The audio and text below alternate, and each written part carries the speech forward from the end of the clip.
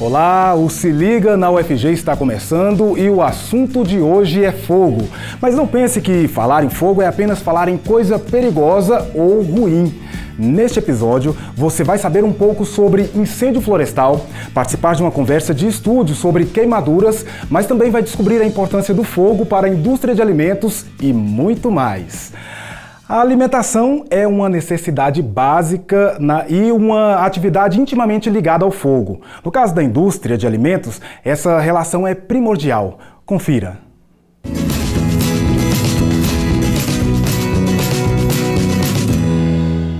Meu nome é Celso José de Moura, sou professor da Escola de Agronomia no curso de Engenharia de Alimentos. Atuo nas áreas de industrialização de leite e derivados e gestão da qualidade e segurança dos alimentos. O processamento de alimentos, ele visa a ampliação da vida útil de matérias-primas para o consumo de longo prazo. Com o crescimento da população mundial, isso é primordial. Um dos principais processos para esse aumento é a utilização do calor. Esse calor aí, ele pode ser utilizado para cocção de alguns alimentos, esterilização, pasteurização, e nós temos aí várias formas de utilização desse calor. Pode ser o fogo direto em alguns processos e a utilização indireta, que seria geradores de vapor, que é o vapor da água a altas temperaturas, que é conduzido até os equipamentos de processamento, elevando a temperatura do material até aquela que elimine micro-organismos patogênicos e assim garantindo a segurança do consumidor e vida útil do produto.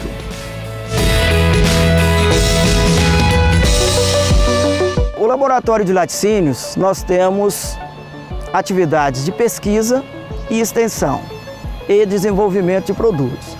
Além de tudo isso, que é desenvolvido por estudantes de graduação e às vezes de pós-graduação, a gente atende a comunidade com cursos, com treinamentos onde utilizam essa planta piloto que contém todos os equipamentos conhecidos e necessários para a boa industrialização de alimentos, ou melhor, de laticínios, né? Então a gente faz derivados aí como queijos, doces, leites fermentados, os mais diversos, com equipamentos equivalentes aos industriais. O calor na área de laticínios, e claro, dentro do nosso laboratório, ele é utilizado desde a recepção da matéria-prima. Os equipamentos utilizados na indústria de laticínios que utilizam calor pasteurizador, tachos e tanques de fabricação, tachos concentradores, panelas a vácuo, esterilizadores. Esses são os principais equipamentos que a gente tem no laboratório que utiliza calor.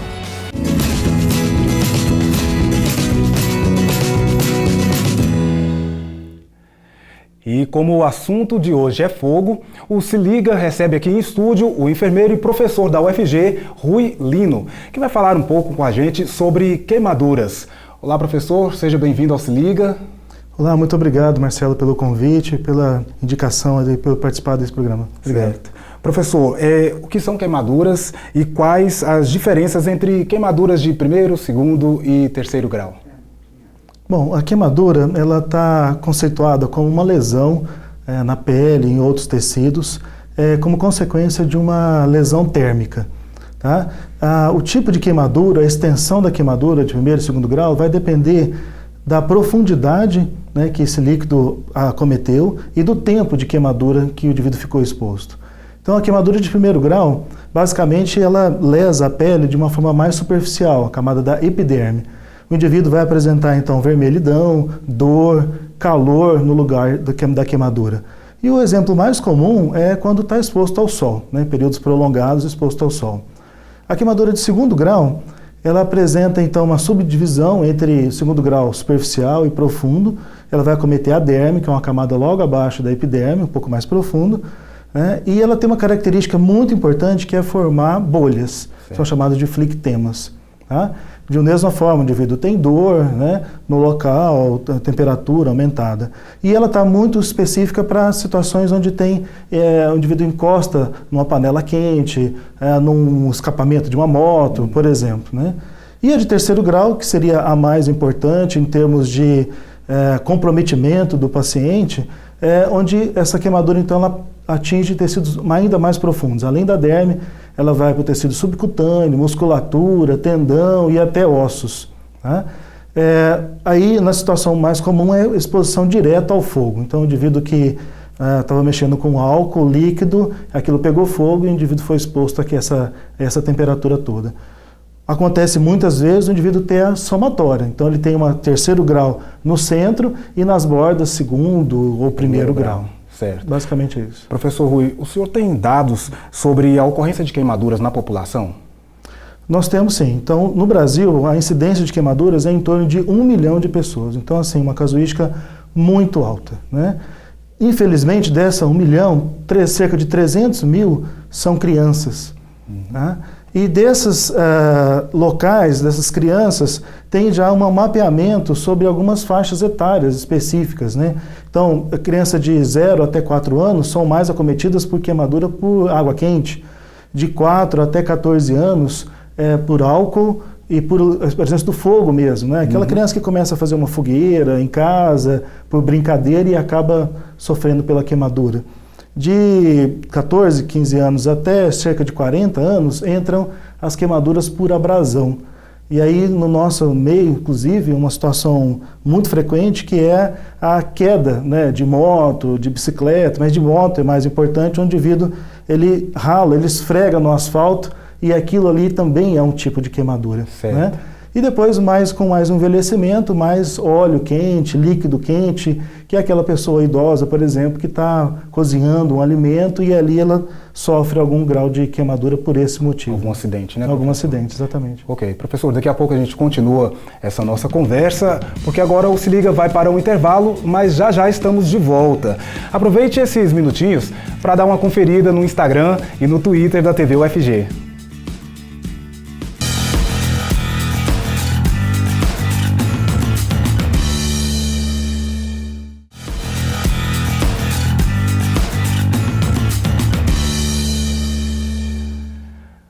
Se Liga na UFG está de volta e o assunto de hoje é fogo.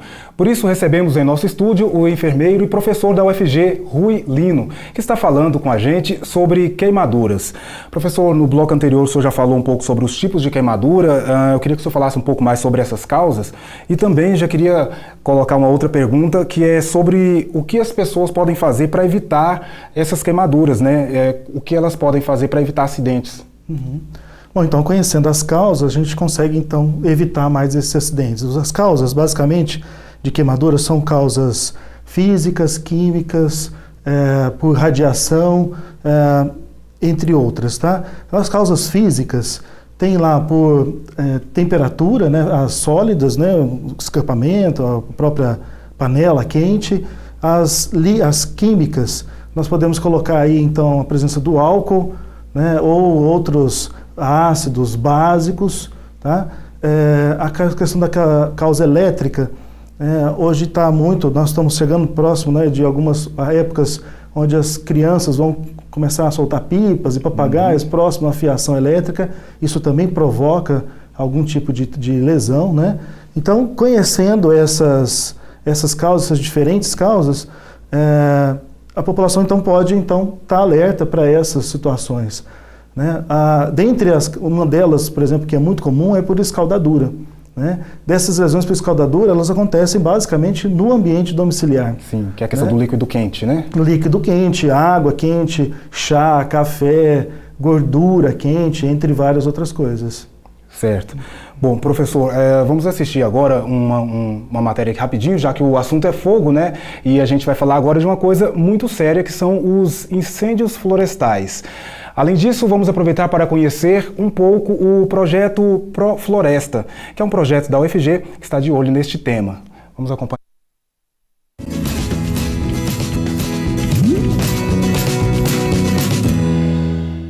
Sou o professor Giacomo Divino Borges. Nós estamos aqui numa área que nós iniciamos com o plantio de algumas espécies florestais para dar um suporte ao nosso curso de Engenharia Florestal da Escola de Agronomia. Então, as principais causas para surgir um incêndio florestal, primeiramente causa natural, ou seja, através da queda de um raio no ambiente florestal, e de atuação humana. Pode ser acidentalmente ou de forma escolhida, ou tem a opção realmente de provocar o incêndio florestal. Bom, então nós temos aí, primeiro, considerar a velocidade do vento é um fator importantíssimo, e o outro é justamente pela frente de calor que está ainda à frente da chama ali, resseca rapidamente as folhas da vegetação que está sendo queimada. As áreas que são mais sujeitas a ter a ocorrência de incêndios florestais são principalmente aquelas às margens de rodovias e também em decorrência de queimadas de pastos ou de pastagens, com o propósito de fazer-se uma limpeza e esse fogo não perder-se o controle do mesmo e ele atingir remanescentes florestais naturais. Da época mais propensas, né, a acontecerem as queimadas, normalmente a partir agora do mês de junho e julho, quando cessam as chuvas, que os capins começam a ressecar.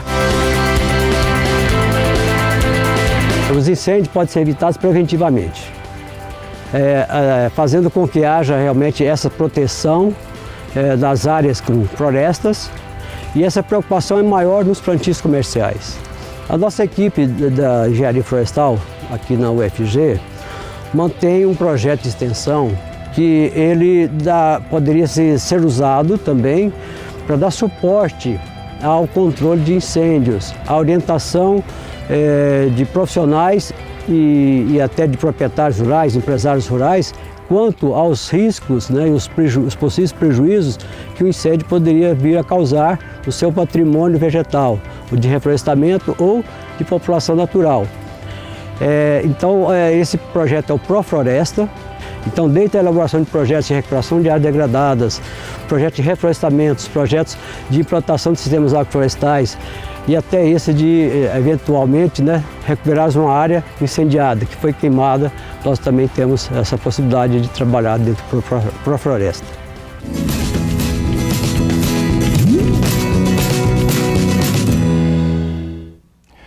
De volta ao nosso estúdio, eu tenho mais uma pergunta para o enfermeiro e professor da UFG, Rui Lino, que está aqui com a gente falando sobre queimaduras.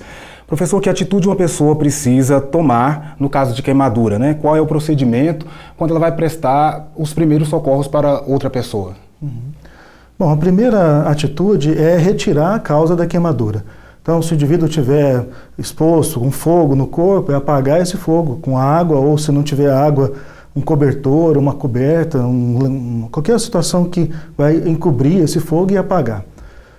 Depois, colocar esse membro, ou onde foi acometido, em água corrente de 15 a 20 minutos, tá? Para esfriar e para impedir com que a temperatura continue lesando o tecido. Tá? Uma outra recomendação é retirar anéis, brincos, pulseiras, porque a tendência do tecido, uma vez queimado, é fazer um edema, inchaço, e depois isso vai ficar muito mais difícil de ser retirado. Cobre-se então a região com um pano limpo, úmido, né, e procura atendimento. Se caso for um acidente por eletricidade, a primeira coisa é retirar a causa da eletricidade. Antes de tentar socorrer, é retirar a causa da eletricidade para depois dar atendimento ao indivíduo. E, obviamente, depois procurar assistência médica, né? Ok, professor. Bom, o Se Liga vai para outro intervalo, mas é rápido, não saia daí. Aproveite para dar uma conferida na página da TV UFG no Facebook e conhecer o nosso canal no YouTube.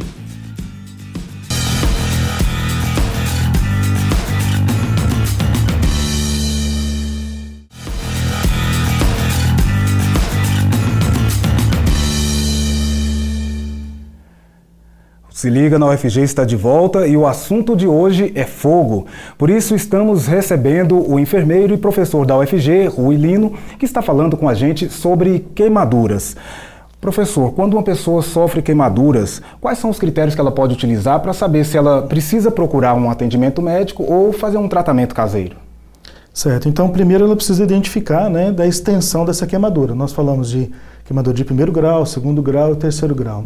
Normalmente as queimaduras de 1º grau são tratadas em casa. O indivíduo passa ali um hidratante, o importante é não esfregar a área queimada, mesmo que seja de 1º grau. Tá? É muito comum a pessoa ficar ao sol exposta por um período prolongado, seja por atividade de trabalho, seja ela por um exercício físico. É comum o pessoal fazer aí, andar para bicicleta, por exemplo, ficar 4, 5 horas exposto ao sol, né? As de 2º grau e 3º grau, então formou bolha, ou então teve uma extensão maior daqui da lesão. Normalmente a lesão de 3º grau, ela, quando a pele está presente, ela fica escura, tom de acastanhado ou escuro, e quando a pele já é desgarrada, ela tende a ficar mais branco, mais acinzentado. Então, com esses critérios, a de 2º e 3º grau tem que ser tratado no hospital, né, e não em casa. O mais importante ainda é falar sobre o que o indivíduo não deve fazer. Sim. Por exemplo, não deve estourar essas bolhas, porque se o instrumento que é utilizado, normalmente uma agulha, uma tesoura, não tiver esterilizado, pode contaminar, né, e uma lesão que poderia ser tratada, ter uma cura rapidamente, ela pode estender por um período muito maior. Não usar pasta dental, não usar óleo de cozinha, né, uma série de produtos caseiros que as pessoas tendem a usar e que não deve ser trabalhado. Nada além de água e no máximo um hidratante. Um hidratante para queimadura de 1º grau, 2º e 3º no hospital direto. Certo. Precisando de um hospital, onde ela encontra aqui em Goiânia um atendimento especializado? Goiânia e Goiás é uma região muito farta desse tipo de atendimento, felizmente para nós, né? Nós temos o pronto-socorro de queimaduras, que é um dos mais antigos, do hospital de referência no Brasil todo e no exterior. Tá? Também tem o pronto-socorro de queimadura, o Hospital de Queimaduras em Anápolis, que também é bem tradicional, bem antigo. Mais recentemente, o GOL também atende esses pacientes. Dentro da rede pública também o CAIS de Campinas também tem um atendimento. E na UFG, a disciplina, né, o departamento de cirurgia plástica também trata esses pacientes, especialmente aqueles com lesão crônica. Então, na cicatriz dessa queimadura, normalmente as pessoas tendem a formar umas áreas de cicatriz muito extensa, né, e com umas retrações. Então, esse departamento de cirurgia plástica, ele tende a recuperar, né, a tratar essas sequelas da queimadura também. Ok, professor, muito obrigado por sua participação aqui no Se Liga. Até uma próxima. Eu que agradeço, né, novamente pelo convite. Lembrar que todo dia 6 de junho é o dia de combate à queimadura. Não por um acaso é 6 de junho por ser o mês das festas juninas, onde a incidência de queimadura ela tende a aumentar por conta de fogueira, rojões, balões, entre outros. E convidar, né, os que tiverem interesse, nós temos uma linha de pesquisa na UFG sobre queimaduras, não em ser humano, mas em animal de experimentação, onde nós tratamos essas queimaduras e estudamos a eficácia de vários produtos que tem disponível no mercado. E essa é a nossa contribuição para esse tema. Ok, professor, muito obrigado. A Universidade Federal de Goiás é uma instituição repleta de pessoas e histórias de vida. Você vai conhecer agora uma estudante do curso de História que encontrou na UFG mais do que possibilidades de formação acadêmica e profissional. Ela encontrou também atuação política e o desejo de transformações sociais.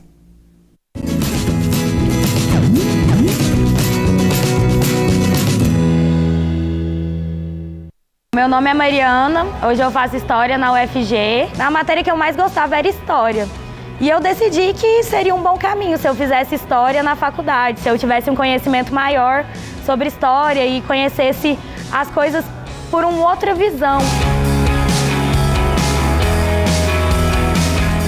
Quando eu entrei no curso, eu entrei em 2015. E quando começou a passar o tempo, eu fui me envolvendo mais com a história. E quando eu comecei a participar mais, o CA começou a mudar e teve a proposta de um CA autogestionário. E foi o que me chamou a atenção, aí eu comecei a participar. A partir de que eu entrei na faculdade e tive a experiência na ocupação, tudo mudou, o meu modo de pensar e o meu modo de ver a vida, saca? E foi uma experiência única na minha vida. E até hoje eu sinto isso, um olhar diferente sobre a universidade. participar da ocupação em um movimento em que tem muito homem e também tem muita mulher envolvida, as mulheres sempre iam à frente na luta, e principalmente pela luta feminista.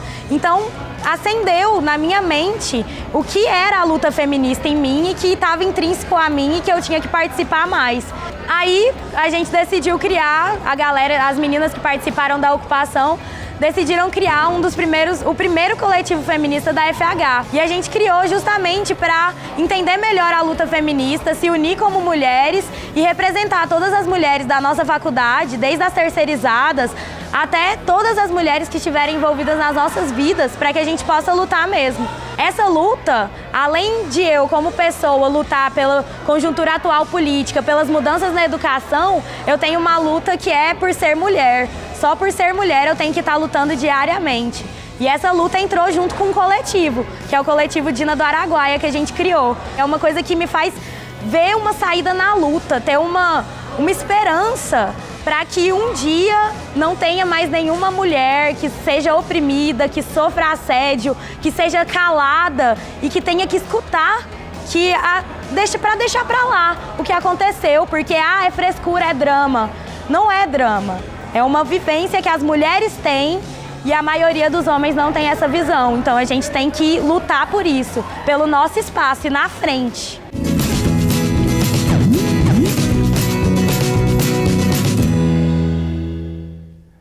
O Se Liga na UFG de hoje vai ficando por aqui. Acesse o site da TV UFG. Lá você encontra diversas informações, material exclusivo e ainda pode conferir todos os nossos programas gratuitamente. Isso é claro, sem falar nas nossas redes sociais. Nos vemos no próximo episódio. Até lá! Tchau!